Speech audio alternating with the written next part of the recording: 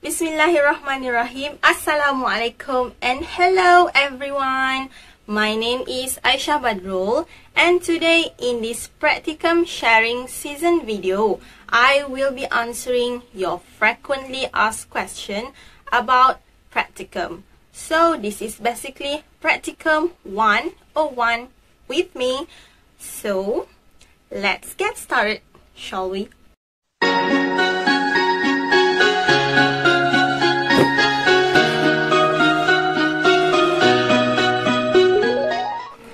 Let's get on to the first question. Apakah persediaan menghadapi praktikum? Okey, persediaan menghadapi praktikum ini tidaklah sesukar seperti yang anda bayangkan. Dan di sini saya boleh bahagikan persediaan ini kepada 4 elemen. Yang pertama, pastikan anda menyediakan fail yang baik. Okay. Dalam praktikum kita ada 5 jenis fail, iaitu fail portfolio, fail RPH, fail pentaksiran, fail bahan bantu mengajar dan juga fail co-curriculum. Jadi di sini saya bawa contoh fail pentaksiran praktikum.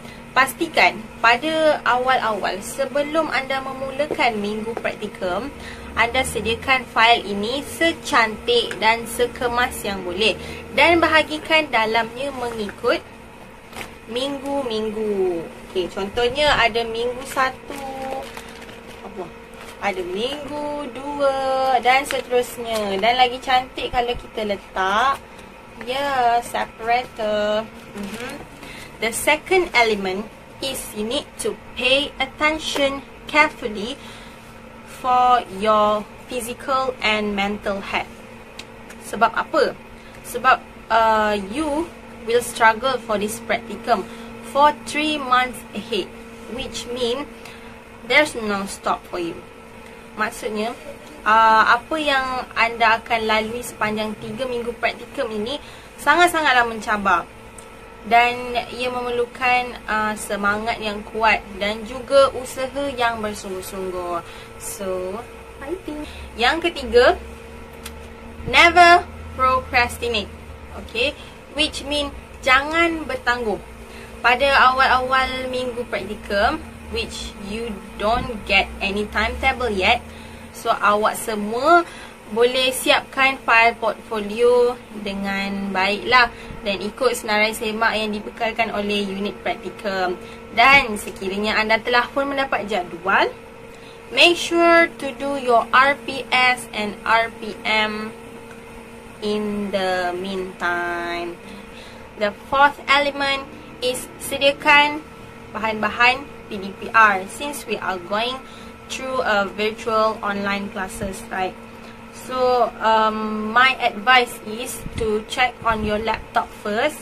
If your microphone is cracking, your Google Meet is lagging, and your webcam is so make sure to have some additional accessories. Contohnya beli webcam di Shopee dan beli microphone. And if you have additional budget, you can buy a green screen, an LED ring light, and so on. That's it for the first question. Let's move on to the next question. Soalan kedua. Macam mana nak menarikkan sesi PDP? Okay. So, I will focus on PDPC because PDPR will be covered by someone else. So, macam mana kita nak menarikkan sesi PDP kita Okay, yang pertama, what I would suggest is you pay attention to your induction set. Maksudnya di sini ialah jadikan set induksi anda, iaitu pada awal-awal pengajaran tu, adalah sesuatu yang sangat-sangat menarik perhatian dan sangat-sangat membuatkan budak tertarik untuk belajar pada hari itu. Yang kedua adalah perkemaskan langkah pengajaran anda dengan menggabung jalin PAK 21. Apa tu aktiviti PAK 21? Okey, boleh carilah dekat Google.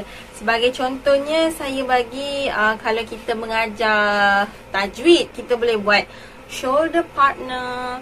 Okey, kalau kita ajar jawi, kita boleh buat round robin dan sebagainya yang sesuai dengan kondisi kelas anda. Yang ketiga, olahkan aktiviti PAK 21 itu mengikut kreativiti anda. Macam orang putih kata, make it wow. Okey, sebagai contohnya, kalau kita dalam kelas hatam Al-Quran, so kita macam hatam Al-Quran macam baca je kan Al-Quran tu kan. So what I would suggest is contohnya kalau kita nak guna PAK 21 hot seat, but make it bold, you know.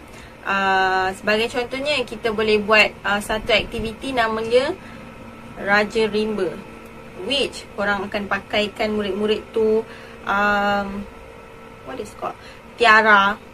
So murid-murid akan berasa teruja dan mereka ni akan berlumba-lumba untuk baca di hadapan kelas. Yang keempat, banyakkan aktiviti berpusatkan murid. Janganlah asyik kita saja yang bercakap di hadapan. Murid-murid ni kadang-kadang mereka ni lebih suka menggerakkan psikomotor mereka berbanding hanya mendengar guru berbicara di hadapan. Yang kelima, banyakkan BBM. Since of course kalau kita guna PAK 21, BBM ni akan secara tidak langsungnya akan banyak. Soalan ketiga, macam mana kita nak kawal disiplin murid dari sudut seorang guru perempuan? Okey, saya faham soalan ni. Sebab bagi saya, guru lelaki ni walaupun dia tak garang, dia agak lembut dan dia biasa-biasa je, tapi murid ni kalau kita lihat, dia lebih hormatkan guru lelaki berbanding guru perempuan in a different way lah. So saya sebenarnya sejak semester 1 lagi saya risau benda ni. Kalau saya nak jadi cikgu, budak-budak ni boleh ke hormat kat saya? Diorang nak dengar ke cakap saya? Macam tu kan.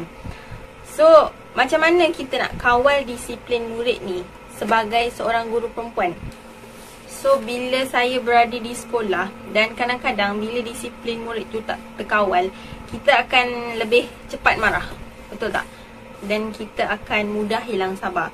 Jadi akhirnya kita akan marah-marah-marah, dan apa yang akibat daripada marah ni menyebabkan kita hilang mood untuk mengajar pada hari tu. Dan apakah kesannya adalah murid-murid tidak dapat belajar dengan baik. So nasihat saya adalah don't get mad. Walaupun semarah mana anda, cuba bersabar. Okay, buatlah apa-apa kan. Mungkin boleh bagi nasihat ataupun ajak dia selawat dan sebagainya. Tapi dalam kelas ni, dia akan ada seorang murid yang sangat-sangat macam cuba nak mencuri tumpuan kita dengan membuat bising ataupun membuat kerja sendiri. Jadi apa yang saya lakukan adalah saya akan jadikan dia sebagai pembantu saya di dalam kelas. Sebagai contohnya, kalau seindaksi itu memerlukan seorang murid untuk memecahkan belon contohnya, dia adalah orang pertama yang saya akan panggil. Lepas tu bila mengajar, dia akan memegang kad bergambar ataupun kad yang sebagainya lah. Bukanlah kita nak pilih kasih ataupun apa pun. Cumanya dengan cara ni, dia akan rasa diri dia dihargai. Dan juga kita ni mungkin bagi tumpuan sedikit pada dia. Dan akibatnya, suasana kelas akan menjadi lebih tenang dan tenteram.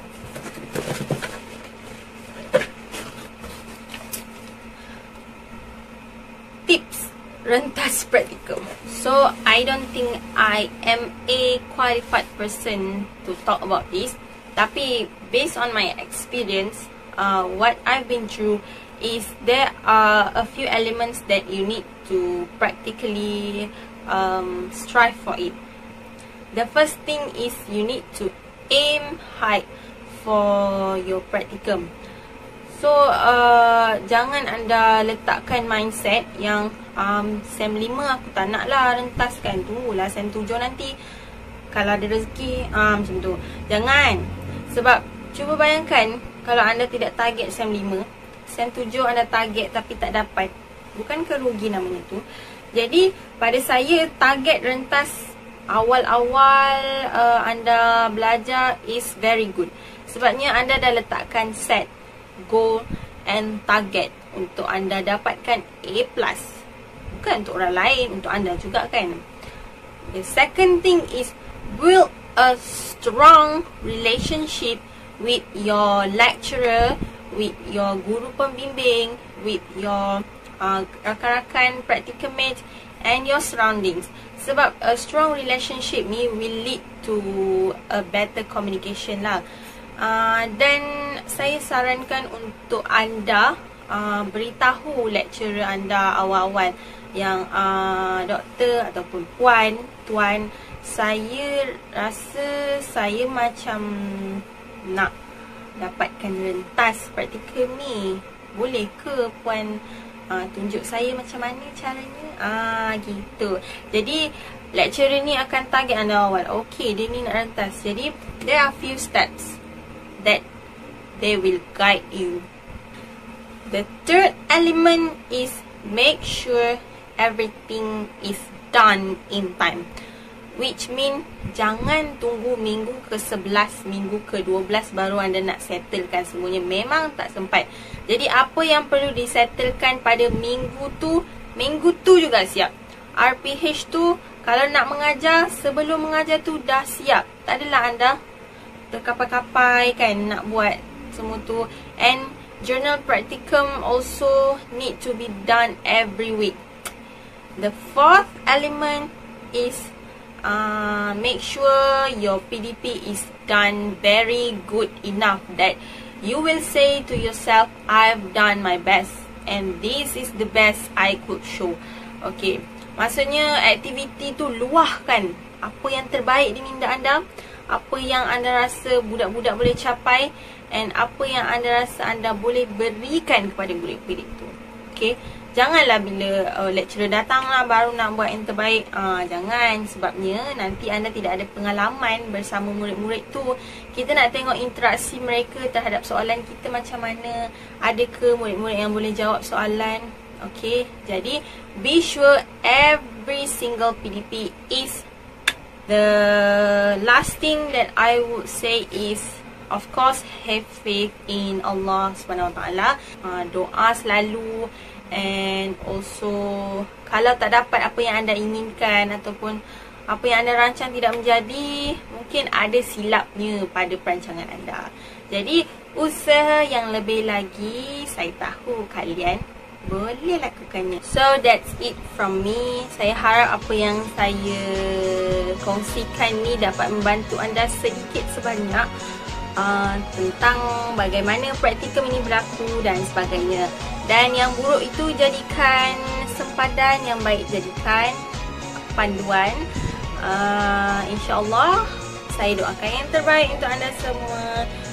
Jumpa lagi. Bye. Assalamualaikum. Bismillahirrahmanirrahim. Assalamualaikum warahmatullahi wabarakatuh. Semua sihat? Alhamdulillah. Okey, saya diberikan amanah untuk memberikan perkongsian kepada rakan-rakan dan adik-adik yang bakal praktikum pada semester depan. Okey, jadi saya akan merungkai dan memberitahu berkaitan dengan PDPR. Okey, apa itu PDPR? Ya, PDPR itu adalah pengajaran dan pembelajaran di rumah. Okey, inisiatif ini dilaksanakan kerana beberapa wabak ataupun kecemasan yang tidak dapat dielakkan. Baiklah, PDPR ni ada berapa jenis? Siapa tahu PDPR ada berapa jenis? Ada 3, betul. Yang pertama adalah online. Yang kedua, offline. Yang ketiga, offsite. Okey, baiklah. Online tu macam mana? Online tu adalah atas talian di mana menggunakan capaian internet. Apa contoh yang kita gunakan sebab tu atas talian ni? Google Meet, lagi Zoom, lagi YouTube dan apa sahaja yang menggunakan atas talian iaitu menggunakan capaian internet. Okey, baiklah. Seterusnya offline. Offline ni luar talian di mana guru-guru akan memberikan BBM, bahan bantu mengajar ataupun rangsangan kepada murid melalui Google Classroom. Setiap sekolah dan setiap kelas murid anda tu ada Google Classroom. Jadi awak perlu hantar video awak dalam Google Classroom semasa hari PDP awak. Okey?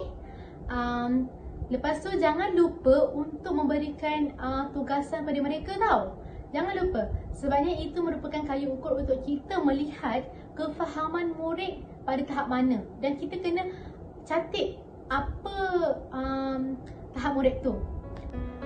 Atas talian tadi pun juga, sewaktu kita nak buat pentadbiran bilik darjah sama ada melalui lisan atau perhatian, kita juga perlu lihat setiap murid mereka dah tahap mana sebagai pentadbiran kita. Okey, seterusnya offsite. Okey, offsite ni adalah satu pengajaran yang dilakukan kerana berlakunya suatu perpindahan suatu tempat. Saya tidak boleh menerangkan lebih lanjut dengan offsite ni sebab saya tak mengalami offsite kerana Putrajaya tiada offsite. Seterusnya saya akan memberitahu tentang macam mana kita nak ajar ni. Okey, kalau online kita akan ajar melalui Google Meet lah. Yang pertama, kita mulakan dengan catat dulu kehadiran murid. Kemudian kita akan tanya dulu khabar murid. Jangan lupa tanya khabar murid. Lepas tu jangan lupa baca doa. Lepas tu kita boleh buat set daksi kita. Dan langkah yang pertama, buatlah penerangan dahulu. Buat penerangan terlebih dahulu sebab tak semua murid ni bersedia dalam Google Meet ni. Nak masuk Google Meet ni tak semua murid bersedia. Jadi kita naikkan dulu semangat murid dan biar murid tu suka dengan pengajaran kita. Seterusnya dah bagi penerangan tu, yang langkah kedua dengan langkah ketiga kita nak buat aktiviti kan. Okay, buat je apa-apa aktiviti yang sesuai dengan murid. Ingat, sesuai dengan tahap murid tau. Okay, selalunya murid-murid ni suka kuis kalau atas talian ni. Sebab kalau kita asyik bercakap, murid akan jadi bosan. Bayangkan 1 jam kita cakap je, memang murid bosan lah kan. Jadi nak tarik perhatian murid tu, okay, gunalah kuis ke ataupun game ke, apa-apa saja untuk murid tu menyertai kita punya PDPR secara aktif. Okay? Okay, apa je platform yang kita boleh gunakan? Quizzes, okay, Kahoot, okay, Wordwall, okay, Edu Candy dan sebagainya. Baiklah, kalau offline pula macam ni kita nak ajar. Okay, guru-guru akan bagi video, okay, video dan masukkan dalam Google Classroom. Lepas saya masuk Google Classroom, bagi tahu dalam grup WhatsApp yang awak dah letakkan video. Jangan lupa sebab ada murid yang dia tak perasan awak dah letak video. Jadi beritahu dalam grup supaya murid tahu yang awak bagi video dalam grup. Kemudian jangan lupa untuk memberikan kerja rumah. Okey?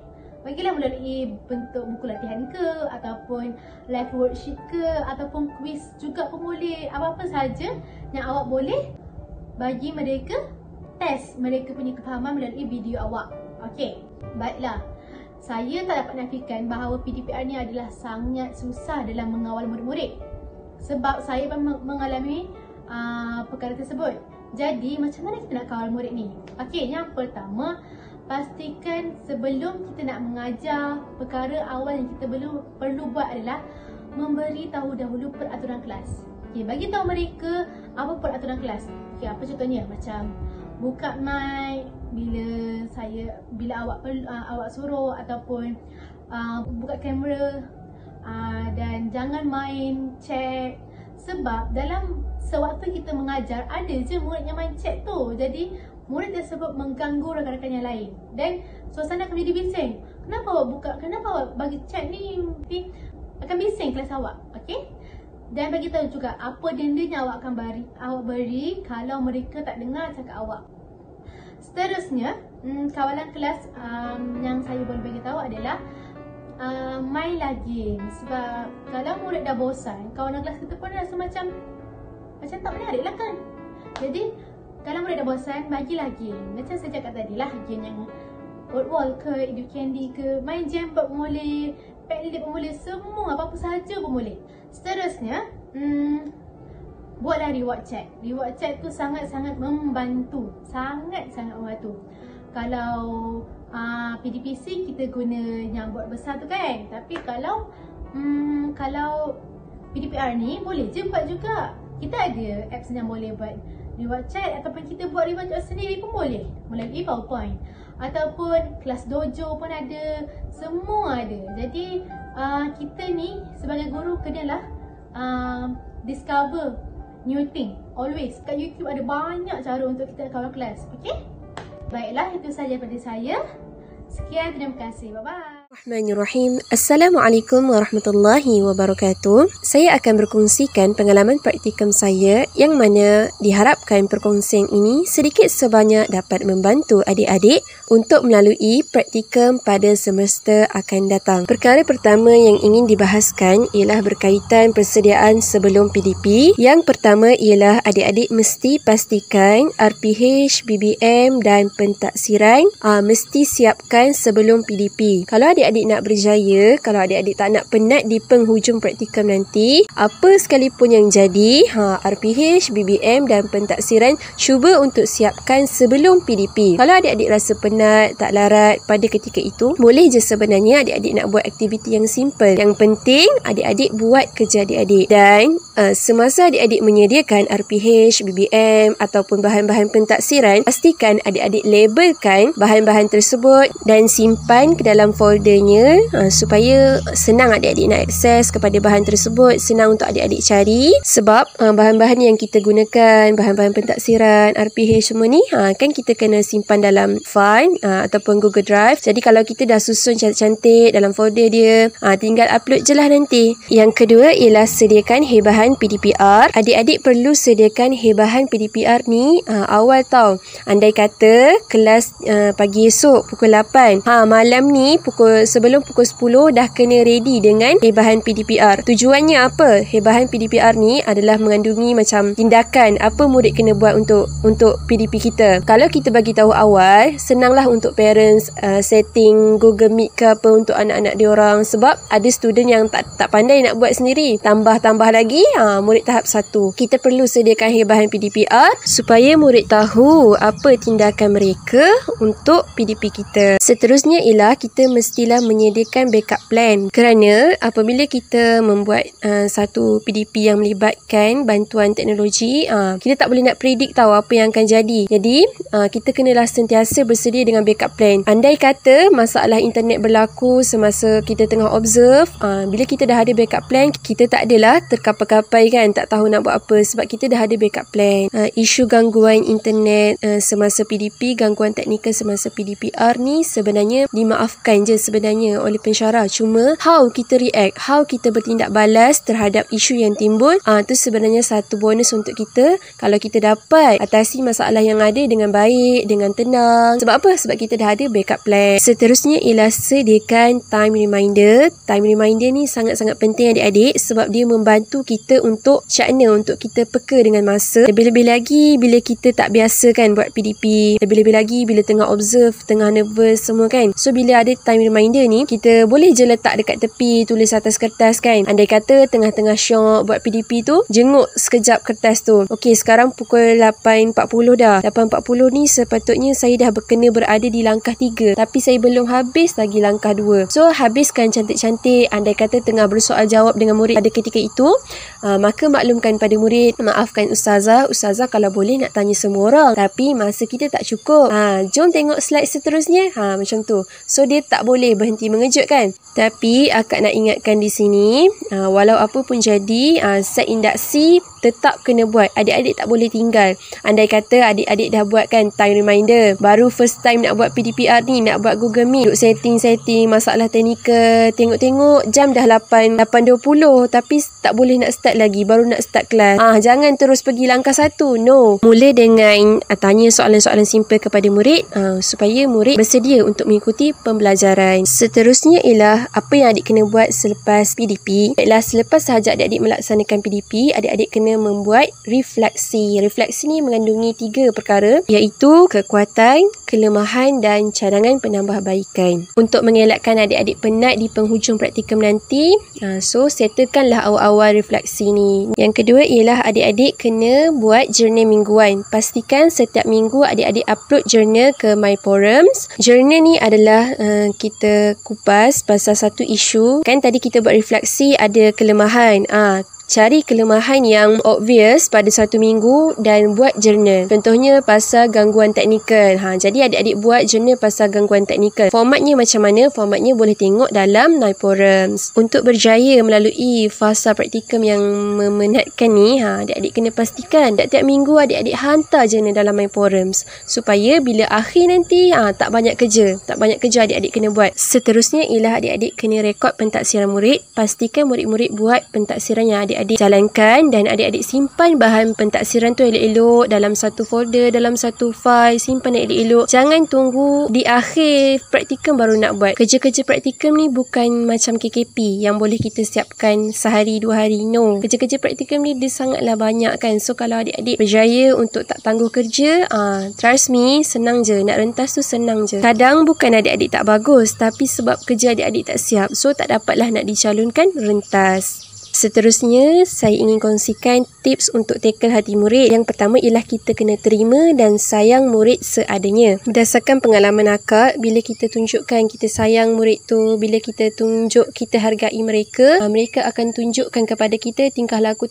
yang baik. Mereka akan beri kerjasama kepada kita untuk melaksanakan PDP. Adik-adik kena cakna dan kena peka dengan keadaan murid. Kalau boleh hari first PDP tu, edarkan satu Google Form ke untuk adik-adik tahu apa aktiviti kegemaran murid, apa warna kegemaran murid, apa peranti yang murid guna untuk PDPR, ada ke masalah internet. So, bila adik-adik ada maklumat-maklumat ni, ia membantu sedikit sebanyak membantu adik-adik untuk pilih, untuk buat aktiviti yang meraihkan semua murid. Macam tu. Seterusnya ialah kita libatkan murid dalam membuat keputusan. Kita kan dah belajar dalam subjek EDU, jadi kita kena apply lah. Contohnya, hari first adik masuk kelas, adik-adik nak tetapkan peraturan PDP. Jadi adik-adik cuba libatkan murid, tanya pendapat mereka, apa pendapat kamu, apa hukuman yang kamu rasa sesuai, macam tu. Jadi bila mana adik libatkan murid dalam buat keputusan ni, mereka akan rasa diri mereka dihargai, macam tu. Dan perlu diingatkan di sini, hari first adik-adik masuk kelas, adik-adik kena tunjukkan yang adik-adik ni tegas, tapi tak boleh tegas sepanjang masa, nanti budak-budak stres. Adik-adik kena tunjuk adik-adik ni tegas, tapi dalam masa yang sama ada lembutnya, macam tu. Memang kalau hari first akak masuk kelas, akak akan tunjukkan muka ketat, walaupun rasa macam nak ketawa kan masa tu, tapi kita cuba tahan. Hasilnya apa? Murid jadi macam takut dekat kita, tapi tak boleh sepanjang masa tau kita tak senyum, tak boleh. Itu hanyalah pada awal-awal. Seterusnya ialah bimbing murid untuk berzikir dan berselawat. Pada akak, berdasarkan pengalaman akak, ni adalah kaedah terbaik untuk mengawal tingkah laku disruptif murid semasa PDP. Bila kita tengok murid dah start bosan, dah start main, dah start tak fokus, kita ajak mereka untuk berselawat. Kalau macam akak jadikan selawat dan zikir ni sebagai macam power teaching lah. Okey, contohnya akak cakap kelas 5 intelek, diorang pun semua akan letak tangan dekat dada dan akan selawat ataupun berzikir. Bila akak tanya murid-murid sendiri, apa perasaan kamu bila kamu berzikir dan berselawat, mereka cakap tenang. So, memang nampaklah berkesan kaedah ni. Akhir kata, perjalanan praktikum ni bukanlah satu perjalanan yang mudah ya adik-adik. Jadi, mulai daripada sekarang, adik-adik dah boleh start solat hajat, minta pada Allah supaya Allah kurniakan sekolah yang baik, pentadbir yang baik, pensyarah penyelidik yang baik, guru pembimbing yang baik, murid-murid yang baik, rakan praktikum yang baik, ibu bapa murid yang baik, supaya perjalanan praktikum adik ni mudah, lebih mudah, macam tu. Sebarang pertanyaan, adik-adik boleh je tanya dekat akak, boleh je WhatsApp akak, insya-Allah akak sedia menjawab. Wabillahi taufiq wal hidayah. Wassalamualaikum warahmatullahi wabarakatuh.